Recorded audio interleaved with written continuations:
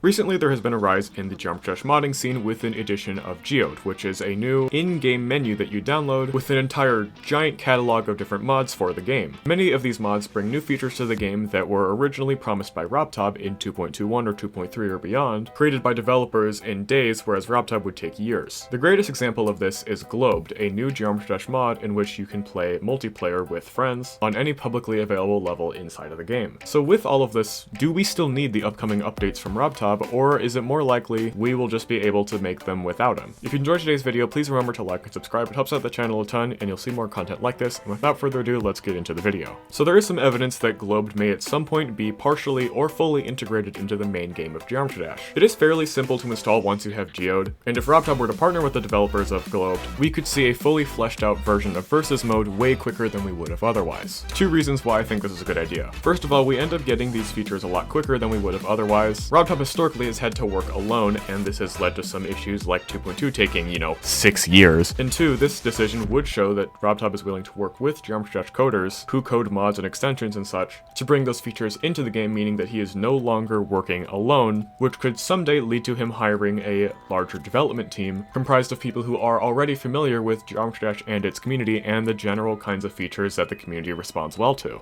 This would have major positive ramifications for the future of Geometry Dash in terms of updates and new features coming out on a consistent basis. There are already a couple examples of this kind of thing working very well for other franchises. First is with Minecraft, in which developers of very well-known mods like the Aether mod were eventually hired as part of the Mojang team to help create the more recent updates like the Cave update and other new iconic features that have released over the course of the past few years, which is one of the main reasons why the game was able to come back into relevance. Another positive example of this is with the Five Nights at Freddy's franchise, in which fan-made games like Five Nights at Candy's were officially endorsed in the Fanverse initiative by the creator of Five Nights at Freddy's, so that the FNAF fanbase had more exposure to other games that they could play in between these big releases from the official Five Nights at Freddy's franchise. This could be a very good thing for Geometry Dash as well, as we could see more and more mods being included within the main game that are accessible to more people because they're part of the main game, and also don't take as long because there are more people working on these features than just Robtop himself. But why do we even need to get Robtop involved when Geode already has all of these features rolled out? Well, it's for a few reasons. Let's take the Minecraft example again. There have been mods out for Minecraft since the very beginning of the game, but mods are never accessible to the entire community because most people just download the main game and they don't really go much further than that. On top of that, with Geode will never be able to really fully function on iOS devices, which is a pretty decently large portion of the community, because iOS as a system doesn't really support modding in the same way that Android and Windows can.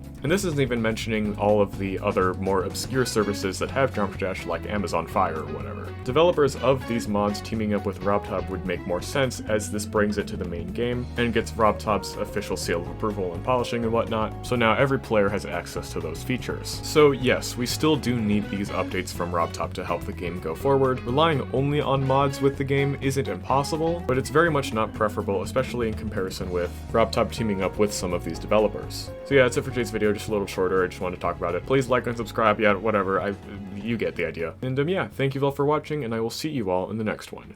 Goodbye.